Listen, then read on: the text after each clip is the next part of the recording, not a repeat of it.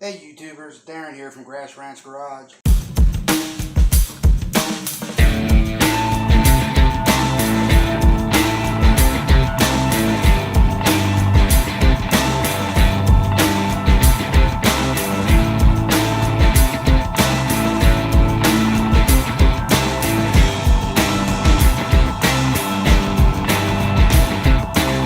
Hey YouTube, Darren here from Grass Ranch Garage with another tech tip.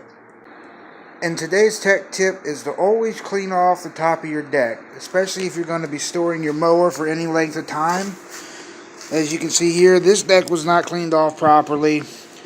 Probably hasn't been cleaned off properly several times, but it started to eat the paint away. Now this deck is still very solid. There's nothing wrong with it at all. However, you'll notice that the paint is starting to come off of it.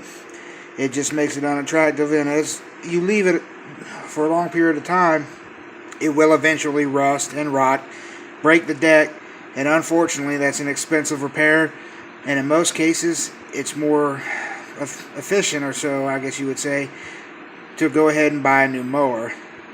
So always keep the deck cleaned off. Also, make sure the underside is scraped and cleaned as well.